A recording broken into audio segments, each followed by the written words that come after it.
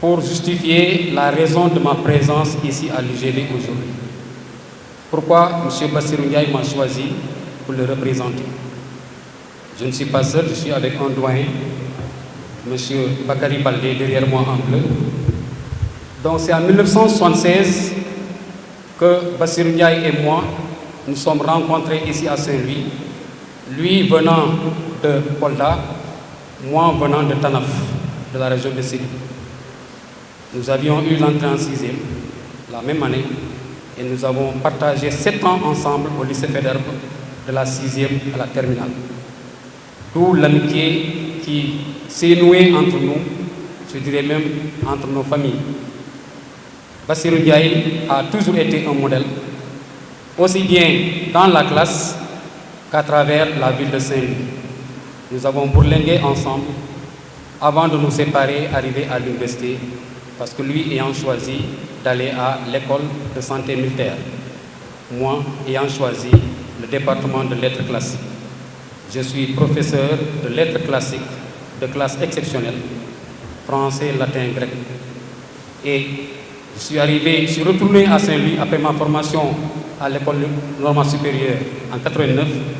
Je suis revenu à Saint-Louis, au lycée Charles de Gaulle, où j'ai terminé donc ma carrière d'enseignant au mois de juillet 2024. Je suis à la retraite.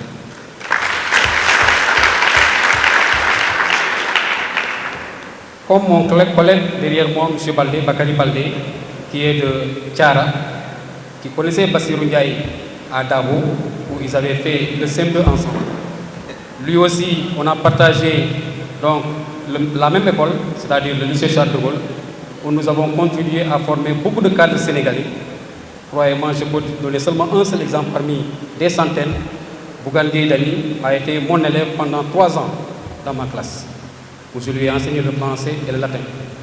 Donc, et tant d'autres, je ne parlais pas de M. Baldé, qui a été notre doyen et qui a balisé le chemin de Kolda à Saint-Louis pour nous. Il a toujours été notre sage. Il est allé à la retraite en 2023, moi je suis allé en 2024.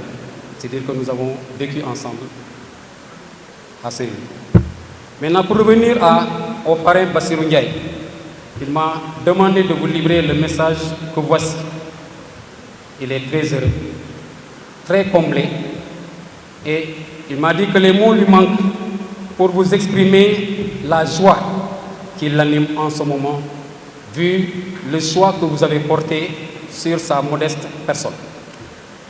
Et il est très reconnaissant vis-à-vis de votre amicale et vous dit que vous pouvez compter sur lui les années à venir. Aujourd'hui, il n'est pas là parce qu'il est dans l'activité. Et j'allais oublier une faute grave, il est membre militant du PASTEF et originaire de Fafakourou. Il est dans le Médina Yoro Fula. Présentement, il doit être avec le ministre de l'Intérieur pour un projet qu'il a au niveau de la ville sainte. Comment ça s'appelle encore?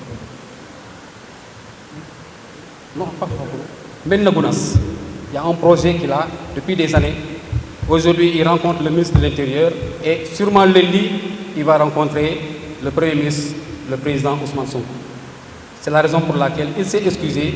C'est seulement hier à 18h qu'il m'a dit Omar va avec M. Baldé pour me représenter donc, aux 72 heures de l'amicale des étudiants ressortissants de la région de Kolda.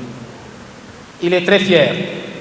Et comme dit un philosophe latin, je suis un homme, c'est-à-dire un être humain. Rien de ce qui est humain ne doit m'être étranger. Lui aussi, à travers ma voix, vous dit qu'il est de Kolda.